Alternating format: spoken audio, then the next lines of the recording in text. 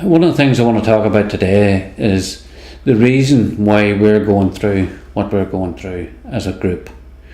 We've spoken to several people, several different organisations, and even the Equality Commission, and we've spoken to legal people.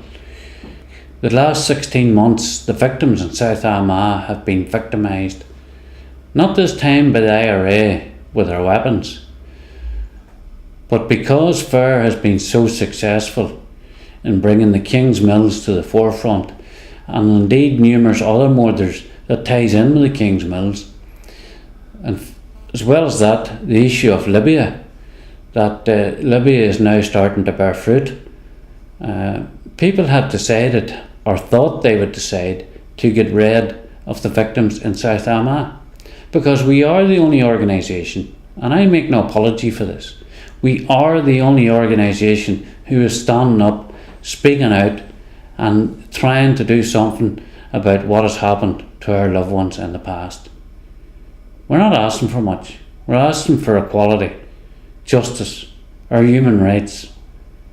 But unfortunately, when it comes to representation within our leadership, we haven't got it. And indeed, one of our main leaders is working very heavily against this organisation to try and close it down. OFM, DFM are working very, very hard to try and get rid of FAIR. It was okay when we were needed to defend this country, but unfortunately a lot of people have forgot about the suffering and the sacrifice that was made by a small number of people in this country. And we're not asking for any praise or just rewards from our own community or the unionist community in general. We're asking for equality. You sit and listen to the stories of the people from the King's Mills, from the Darkley Gospel Hall, from the families who had their loved ones kidnapped and brutally tortured. Well, we deal day and daily and nightly with them individuals. We receive nothing in support from either the CRC or the SEUPB, which is the European funding, or the OFM, DFM. But the prisoners have in an application at the minute for £10 million, which seems to be going through, which is not a problem. Not a problem. But we have to deal with people day and daily and nightly. And sometimes we haven't even got the petrol in our cars. We have to borrow a car. People will find that hard to believe. We actually have to borrow a car to go and visit a widow in the middle of the night who is distressed and suffering and needs somebody to talk to. Because of the pressure that's been put on us, this organisation has been finding it very hard, but they will continue. Be under no illusion, we will not give up.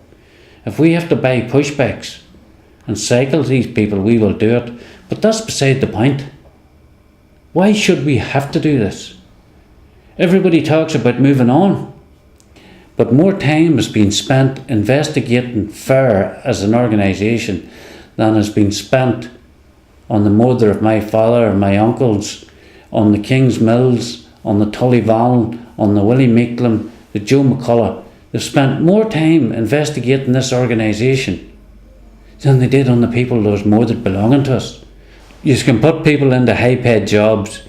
One individual in government as an advisor receives far more money in a year than we do as an organisation to run this organisation in an area that has been one of the worst affected areas in the history of the Troubles. Now I would ask you, is that right? Is that just to give a terrorist more in wages than what you are prepared to give to a victims group to run the organisation for its core costs and for its staff? South Armagh victims are receiving nothing. Now Now, one organisation in South Armagh, which was another and total disgrace what was going on, what happened with them, they will have to answer for. But there's been an attempt to try and tar us all with the same brush. But we think too much of the sacrifice of our loved ones to be able to be bought off or to do some dirty acts to get a few pound. We're not for sale, never have been and never will be. The other thing I would like to say too, and I'll challenge anybody to prove different, FAIR have been responsible for the majority of things that came about within the victim sector. In 1998, whenever FAIR started up, there was no victim sector. There was no representation for victims. We have spent 13 years fighting tooth and nail. The Irish government think they've got away scot-free. Far from it. They have a lot to answer for, and we will make sure that that is the case. Please don't try and insult us by saying you have put far more money. Whenever you know that some of the prisoner groups became victims groups with the help indeed of the Irish government and unfortunately of some of our own politicians now in OFM DFM. The victims representative in OFM DFM for the Unionists, which is Jonathan Bell, will not meet with the victims of South Armagh. He forgets where he got his platform from, but I'll remember. He needn't think that he's going to walk away after riding on the back of the victims, getting into a position that he got into to oversee what the victims get and end up doing nothing for them.